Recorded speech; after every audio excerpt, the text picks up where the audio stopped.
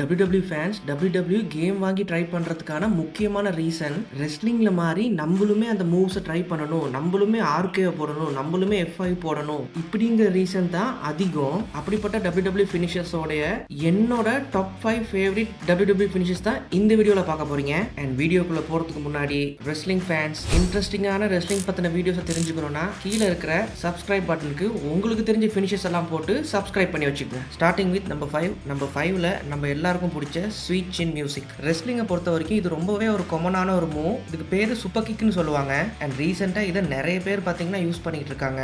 But then நம்ம Shawn Michael இந்த மூவுக்கு நிறைய ஃப்ளேவர்ஸ்லாம் ஆட் பண்ணி இந்த மூவை போடுறதுக்கு முன்னுக்கு ஒரு டான்ட்லாம் பண்ணி, அதாவது அந்த காலை அடிக்கிற மாதிரிலாம் பண்ணுவார் பார்த்தீங்களா, பண்ணி சும்மா நம்மளோட ஆடியன்ஸ்லாம் பயங்கர ஒரு எனர்ஜெட்டிக்காக ஆக்கி அதுக்கப்புறம் ஃபைனலாக அந்த மூவை போட்டிருப்பாரு. அண்ட் இந்த சூப்பர் கிக்கை ஸ்வீட் சின் மியூசிக்ன்ற பேரில் ஃபேமஸ் ஆகுறதே நம்மளோட வெரி ஓன் ஷான் மைக்கேல்ஸ் தான். அண்ட் நம்பர் 4ல ஒரு காலத்தில் WWE கலக்கிட்டு இருந்தார் இவர். அண்ட் இப்போ ரீசெண்டாக ஹாலிவுட்டை கலக்கிட்டு இருக்காரு. வேற யாரும் இல்லை, நம்மளுடைய the animal Batista out finisher the Batista bomb. இந்த ஃபினிஷரை பற்றி நம்ம பேசுறதுக்கு முன்னாடி கண்டிப்பாக பேட்டிஸ்டா அவுட் ஸ்ட்ரென்த்தை பற்றி பேசியே ஆகணும். ஏன்னா பேட்டிஸ்டா பாம்பை பொறுத்த வரைக்கும் மற்ற மூவ்ஸ் மாதிரி ரொம்ப சிம்பிளான மூவ்ஸே கிடையாது.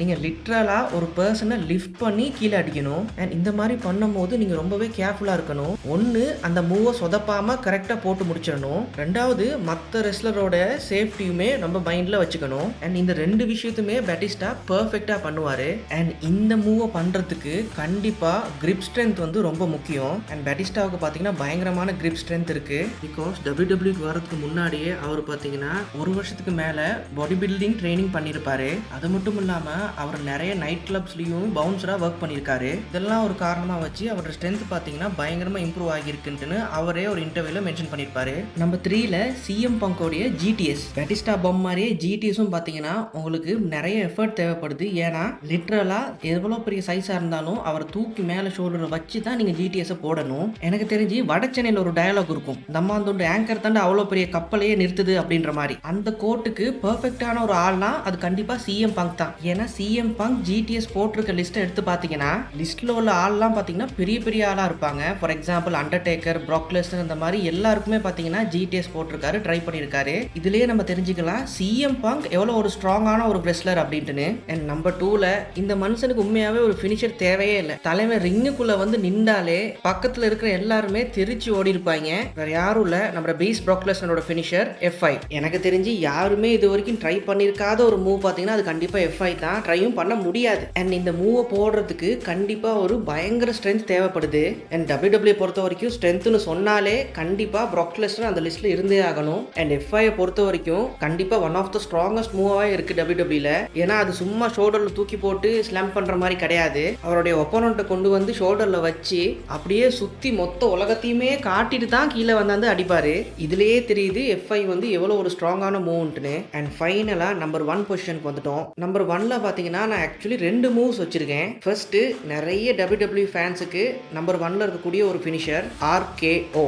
இந்த மூவை பொறுத்த வரைக்கும் வெறும் வெயிட் லிஃப்டிங் மட்டும் பத்தாது, பயங்கர அஜிலிட்டி ட்ரைனிங், கார்டியோ, அதுக்கப்புறம் ஃப்ளெக்சிபிலிட்டி, இது எல்லாமே இருந்தால் தான் இந்த மூவை ப்ராப்பராக பண்ணி முடிக்க முடியும். அண்ட் ரெண்டி ஆர்டன்ட்டு ஒர்க் அவுட் ரூட்டீனும் அப்படி தான் இருக்கும். அவரோட ஒர்க் அவுட் ரூட்டீனை பற்றி நான் ஆல்ரெடி வீடியோ போட்டிருப்பேன், மேலே லிங்க் இருக்கும், செக் பண்ணி பாருங்க. அண்ட் ஃபைனலாக நம்பர் 1ல இருக்கக்கூடிய ரெண்டாவது ஃபினிஷர் என்னன்னா ஜே யூசோவுடைய ஸ்பியர் கிடையாது, ட்ரூ மெக்கன்டையருடைய கிளேமோர். என்னுடைய பர்சனல் ஒப்பீனியனில் RKOக்கு அப்புறம் ஒரு பர்ஃபெக்டான அஸ்தட்டிக் மூவ்னா அது கண்டிப்பாக கிளேமோர் தான். அண்ட் பிளான்ட் இல்லாமல் ஆக்சிடென்டலாக உருவாக்கப்பட்ட ஒரு மூவ் தான் இந்த கிளேமோர். அதை ட்ரூ மெக்கன்டையரே கன்ஃபார்ம் பண்ணியிருப்பாரு. ஒரு மேட்ச்சில் அவருடைய ஒப்போனண்ட்டுக்கு பிக் ஃபுட் மூவை ட்ரை பண்ணுறதுக்கு போயிருப்பாரு.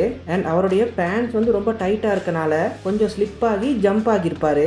அப்படி போடப்பட்ட ஒரு பிக் ஃபுட் மூவ்ல இருந்து உருவாகின ஒரு ஃபினிஷர் தான் கிளேமோர். அண்ட் இந்த கிளேமோர் மூவை யூஸ் பண்ணி தான் நம்மளோட பீஸ்ட் இன்கார்னட் ப்ராக் லெஸ்னரை 2020 நடந்த ராயல் ரம்பிளில் ரிங்ல இருந்து அவரை வெளியே தள்ளி எலிமினேட் பண்ணியிருப்பாரு. So that's it guys. இதெல்லாம் தான் என்னுடைய ஃபேவரட்டான WWE ஃபினிஷர்ஸ். உங்களுடைய டாப் 5 ஃபினிஷர்ஸை கமெண்ட்ல மென்ஷன் பண்ணிருங்க. அண்ட் இந்த வீடியோ பிடிச்சிருந்துச்சுன்னா மறக்காம லைக் பண்ணி சப்போர்ட் பண்ணுங்க.